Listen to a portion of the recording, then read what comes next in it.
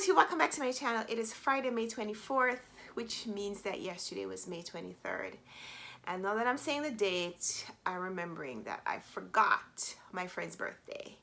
Yesterday was a public holiday in Jamaica. It's Labor Day in Jamaica. My friend, I knew her when we were living in Jamaica. We went to high school together. And her birthday is always on Labor Day. And I completely forgot. I'm the worst friend ever. But I'm going to call her and I'm going to make it right. But today is Friday, May 24th. And I read 5 books this week. I finished 5 books this week. I can only tell you about 2 of them. 3 of them I read for the BookTube prize that I'm judging, and that video where I discuss all those books is coming on Monday after the weekend, after the ballots are recorded and Robert has posted, I guess, whatever the decision is as we move forward into the next round, which I may be judging as an alternate, but we'll see about that. But I read 3 great books this week for judging the BookTube prize, 3 2018 releases that I probably wouldn't have picked up otherwise. None of them were books that were on my radar. I mean, I read some new releases last year, but none of those were books that I ever even considered. And then I had to read them to judge the prize, and it was wonderful. I didn't rate all of them very highly, but I enjoyed reading them. I enjoyed reading new books that I'm going to be able to talk to you guys about in that video and upcoming. All of them were books that I got from the library. One of them, I think that I might buy my own copy just because I want to have it.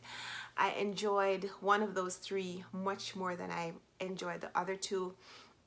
We'll go into details on Monday. The other 2 books that I finished this week are books that I also wrote blog reviews for, so I'll link my blog posts in the description box in case you want to read where I discuss those books. But the first book that I'll tell you about is The Overdue Life of Amy Byler by Kelly Harms. I got this one from the publisher Lake Union Publishing, and I do book reviews for a book publicity tour company called TLC Book Tours, and they sent me this one, which is a beautiful hardcover, and the dust jacket is beautiful, but the naked hardback is also beautiful. It is a mock of the New York City skyline, and it goes onto the back as well. I mean, I think this is so pretty.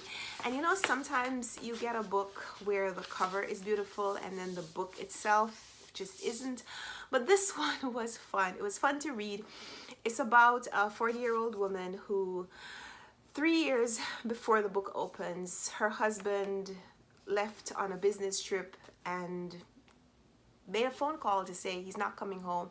He hasn't been happy. He thinks he's going to be happier where he is, and so, I'm not coming home, honey, raise the kids.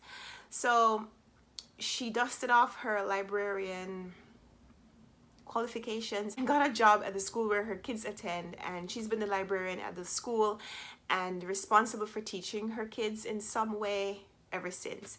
Now 3 years later, her husband is back. He wants a kind of a do-over, at least where the kids are concerned.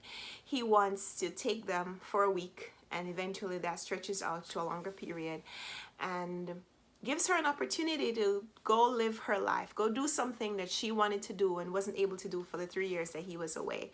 So at first she decides to go to New York City for a conference, a librarian conference, but then she meets up with her college roommate and starts to get involved in that New York City single life. And so most of the book is set in New York City, even though the main character was living in Pennsylvania, rural Pennsylvania, which is a distinct, different experience from being in New York City, especially in the summer, and being semi-single with money to spend. So the experience that she's having is very tempting, and in the middle of the book, she has to decide whether she wants to stay in New York or return to her life, her children, her job, the life that she was living in Pennsylvania.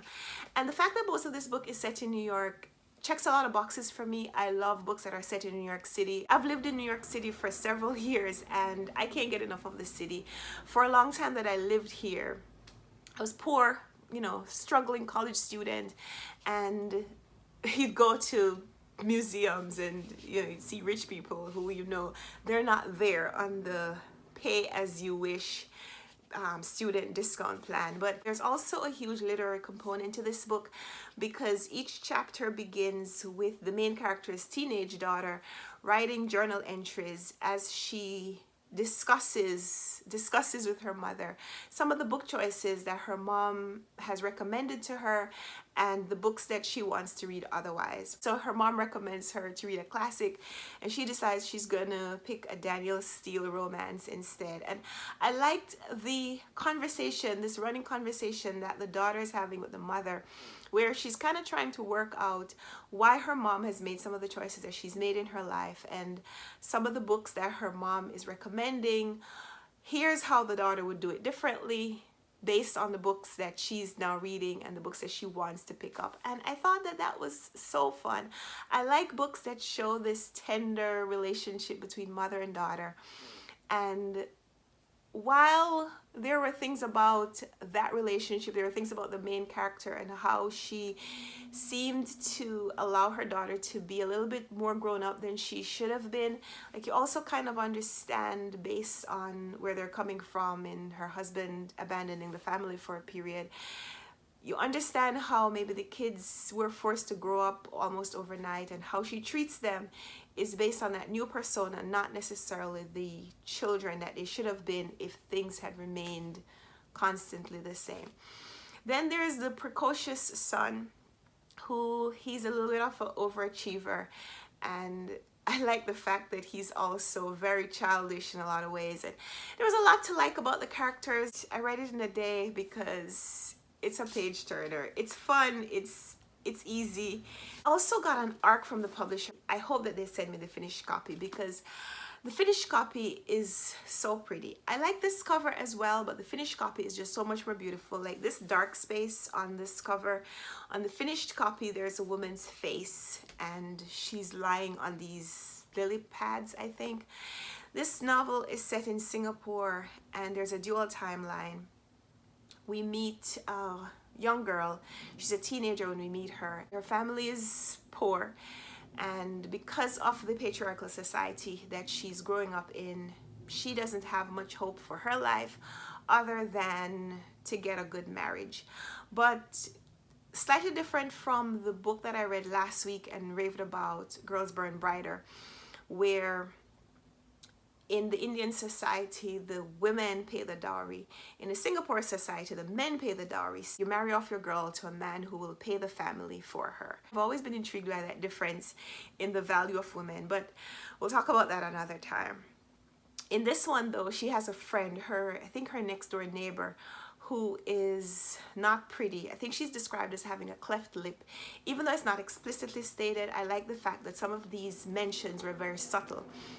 And you kind of had to work out exactly what the author was saying. Wang Di's story is being told at the time of the British occupation of Singapore, and this is in the early 1940s, right before the Japanese takeover. And it's very interesting the way the author projects this movement from British occupation to Japanese occupation, the way she talks about the British and Australian expatriates that are living in the country, and the social hierarchy that exists with the Singapore natives being beholden to these white people. And then when the Japanese take over, they kind of talk about it as though it's not much of a change. Things do change with the war. There's the bombings, there's a destruction of their city, and Wang Di is taken into a brothel and serves as what is called a comfort woman. Wang Di eventually escapes and marries someone. And so we know that beginning of her life, but we also know what happens at the end of her life. Her husband dies, and after he dies, she realizes that she didn't talk with him. She didn't get his story. So she doesn't know what he was doing and where he was during the war. Even though they've spent the better part of 5 decades together, they spent a lot of their time being silent about those things that were their formative experiences. And How We Disappeared, I really like the fact that the title played on that essence of disappearing, how you could still have what's known as like the shadow of yourself. and offer that fragmented soul to someone, and maybe the person might be satisfied. Maybe in some ways it might be good enough for that person because they don't demand more. But your essence, your entire being is composed of all the things you are: your voice, your experiences, your memories, everything. So by silencing yourself and silencing your thoughts and not sharing your experiences, it's akin to the physical death. And so there's a comparison of Wang Di's slow death, her slow destruction, by not sharing herself and not allowing her husband to share himself, even though they've been married. And the comparison of that and the contrast of that when he's physically gone, and after he's gone, she's now trying to seek out other people's memories and other people's experiences that were shared with him. And I thought that that was so brilliant. So these are the two books that I finished this week. I didn't get to my buddy read. I'm still reading The Story of Edgar Sawtelle by David Roblowski with Patrice, and I didn't get to it this week. So over the weekend, I'll read the next part that we're supposed to check in on, and we're going to try to finish it before the end of the month. So we have until next weekend to do that, which is fine because we're past the halfway point. I think I'm at page 330 and the book goes to 560 or something. So we still have time. We have a weekend and then a clear week to finish up.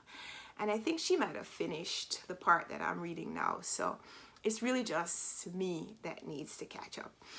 I'm also wanting to read, I'm finished with my booktube prize judging, so now I can focus on the rest of the books that I have on my May TBR, but I'm going to be adding a book. This week, I've only finished one book for the Asian Readathon, and I need to read more books for the Asian Readathon, but because I'm traveling this week, I'm looking for short and small books. So this, I think, is perfect. This is Yasunari Kawabata's Snow Country that Sean the Book Maniac sent to me unsolicited. He just sent me this as a gift from Japan, and I want to read it, and it's Asian Readathon. So I'm going to take this with me. This is the book that I'm going to be putting in my bag to read today. So I might finish this evening. It's 120 pages, and yeah, that would be great. And I don't know what else. I'm gonna see if I can read Waiting by Hajin. I don't know. And then I'm gonna look at my TBR list and see what else I can manage before the end of the month. It's a lot of reading still left to do before the end of the month. So I have a huge TBR. Now that I finished my booktube prize judging and I don't have any more book reviews that are due, I can focus on the other books that I said I wanted to read. I still have Booker Prize books. Okay, so that's what I'm gonna do. I think I need a Booker Prize book club check-in with show. I haven't made any of those deadlines this year. So I'm gonna see if I can do it. Monday is Memorial Day. I'll be home so I can make a video, and we'll do it. So hope you guys have a great weekend. Thank you so much for watching this video. Give me a thumbs up if you liked it. Subscribe if you want to see more. Let's talk in the comments. Let me know if you've read any of the books that I talked about, or if you want to pick up any of these that I kind of discussed. Let's talk down there. And until next time, happy reading. Bye.